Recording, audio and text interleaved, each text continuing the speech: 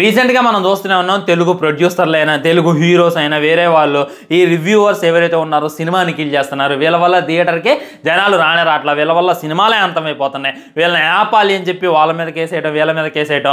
And audience చూసుకున్నట్లయితే మనం non వేషన్ అనేటటువంటి గొప్ప వ్యక్తి ఈ ప్రొడక్ట్ బాగాలేదు ఇది అని తొక్కతోలు అన్ని వాగుడు వాగాడు కదా.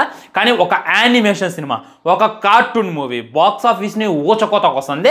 ఒకవైపు మన కింగ్డమ్ రెడీగా ఉంది రిలీజ్కి, మన పవర్ స్టార్ పవన్ కళ్యాణ్ గారి సినిమా నడుస్తుంది. వీటన్నిటిని డామినేట్ చేసి ఒక యానిమేట్ మూవీ విజృంభం సృష్టిస్తుంది అంటే మాటలు కాదనమాట. సో ఇక్కడ మ్యాటర్ ఏంది, ప్రొడక్ట్ అనేటటువంటిది దాంట్లో దమ్ము ఉండాలి. ప్రొడక్ట్లో దమ్ము ఉంటే ఏ రివ్యూవరు దాన్ని ఏం పేకలేడు, ఏ క్రిటిక్ దాన్ని ఏం పేకలేడు. ఆడియన్స్ సినిమాకి ఎగబడతారు అనేటటువంటిది 100% వస్తావా. నేను ఏ సినిమా గురించి మాట్లాడుతున్నా మీకు ఈ పాటికి అర్థమైపోద్ది అనమాట. మహావతార్ నరసింహస్వామి సినిమా గురించి. ఈ సినిమా నేను ఆల్రెడీ చూసా, ఫుల్ వీడియో పెట్టలేదు, షార్ట్ వీడియోలో దీనికి సంబంధించినటువంటి రివ్యూ అయితే చేశా. సినిమా చూస్తున్నప్పుడు మామూలుగా అనిపించదు. ఫస్ట్ అర్ధ గంట అయితే నిజంగా మీరు అక్కడ సీట్లో కూర్చోరనమాట, బేబత్సం సృష్టిస్తేస్తుంది. వరాహ అవతారం వచ్చినప్పుడు అయితే ఎక్కడికో వెళ్ళిపోతే సెకండ్ హాఫ్ కొద్దిగా ఇంటర్వెల్ ముందు స్లో అయినప్పటికీ ఇంటర్వెల్ వేరే లెవెల్ ఉంటుంది. ఇంకా క్లైమాక్స్ అర్ధ గంట ఉంటుంది, మామూలుగా ఉండదు. ఎవడైనా సరే థియేటర్లోనే చూడాలి, ఎవరైనా సరే మంచి ఐమాక్స్ ఐనాక్స్ మీ దగ్గరలో ఉంటే, మీకు అదృష్టం ఉంటే వెళ్ళండి, చూడండి, 100% సాటిస్ఫై అవుతారు, దాంట్లో డౌటే లేదు. ఇప్పుడు ఈ సినిమా గురించి డిస్కషన్ ఎందుకంటే సినిమా రిలీజ్ అయ్యి అటు ఇటుగా వారం పైమాట అవుతుంది. ఫస్ట్ మా ఖమ్మంలో రిలీజ్ కాలే, ఏమని సినిమా అసలు రిలీజే కాలేదనమాట. హైదరాబాద్లో కూడా చాలా అంటే చాలా కొన్ని థియేటర్స్ ఇచ్చారు. కానీ తర్వాత సినిమాకి వచ్చినటువంటి ఇంపాక్ట్ చూసి ఆ థియేటర్స్ అయితే ఆటోమేటిక్గా పెరుగుకోబోతున్నాయి అనమాట. ఒక్క థియేటర్తో రిలీజ్ అయితే ఒక్క ఊర్లో ఒక్క థియేటర్ కూడా ఇవ్వనటువంటి ఆ సినిమాకి ఇప్పుడు చూసుకున్నట్టయితే ఒక్కొక్క ఊళ్ళో 2 థియేటర్లు ఇస్తున్నారు. ఆ 2 థియేటర్లు కూడా హౌస్ఫుల్ నడుస్తుంది. నిన్న సండే సినిమా చూద్దామంటే ఎవరికి టికెట్ కూడా దొరకలేదు. అర్థం చేసుకోండి, ఒక కార్టూన్ మూవీ, ఒక యానిమేషన్ మూవీ ఇంత విజృంభం సృష్టిస్తుంది అని అంటే దానిలో ఉన్నటువంటి దమ్ము అట్లాంటిది అనమాట. ఈ సినిమా తీయడానికి వాళ్ళైతే గోప్యంగా ఉంచుతున్నారు.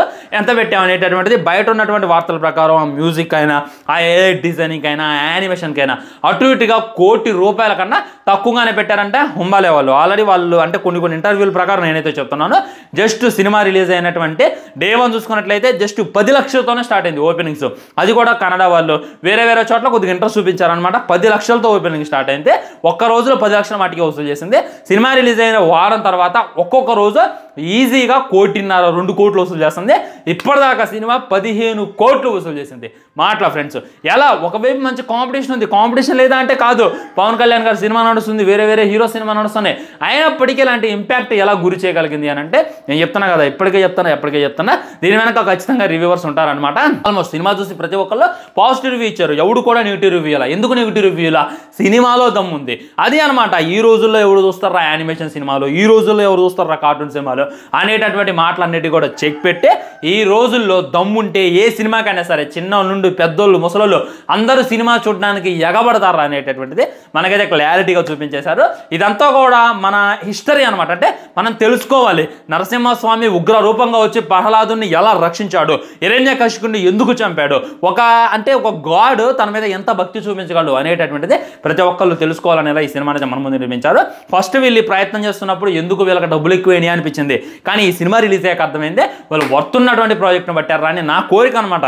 మన స్టార్ హీరోస్ ఏ సినిమాతో ఎంట్రీ ఇస్తున్నారు కదా, అదే మన కొడుకు ఇప్పుడు ఫర్ ఎగ్జాంపుల్ నా మనసులో ఉంది ఏంటంటే మహేష్ బాబు గారి కొడుకు గౌతమ్ ఉన్నాడు. తను చిన్నప్పుడు క్యారెక్టర్ చేసుకుంటా ఈ విధంగా ఒక భయంకరమైనటువంటి మన డివోషనల్ దాంట్లో మన హిస్టరీ దాంట్లో నడిస్తే ఎలా ఉండేది, మైథాలజీని టచ్ చేస్తే ఎలా ఉండేది. మరి మన తెలుగు డైరెక్టర్లకి తెలుగు ప్రొడ్యూసర్లకి ఎందుకు ఆలోచన అట్లా, మన కొత్త హీరో కొడుకు దిగుతున్నాం అంటే లవ్ స్టోరీతో దింపేద్దాం, మా సినిమాతో దింపేద్దాం అనేటటువంటిది కాదు.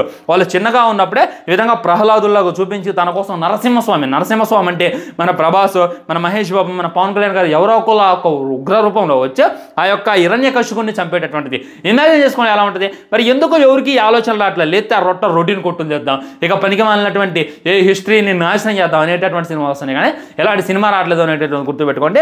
సినిమా అయితే ఎక్సలెంట్, కలెక్షన్స్ కూడా ఓచుకోతకు వచ్చేస్తుంది. ఇది అనమాట. దీని కలెక్షన్స్ గురించి మీ ముందు మాట్లాడడానికి ఈ రోజు నేను మీ ముందుకు అయితే రావడం జరిగింది. మరి మీరు చూసారా లేదా అనేటటువంటి డెఫినెట్లీ కింద కామెంట్ చేసండి. నెక్స్ట్ మన పార్ట్ 2 కూడా ఉందంట. జస్ట్ ఒక యూనివర్స్ని క్రియేట్ చేశారు. ఆ యూనివర్స్ ప్రకారం ఇయర్కి ఒకటి చొప్పున రిలీజ్ చేసుకుంటూ పోతారంట.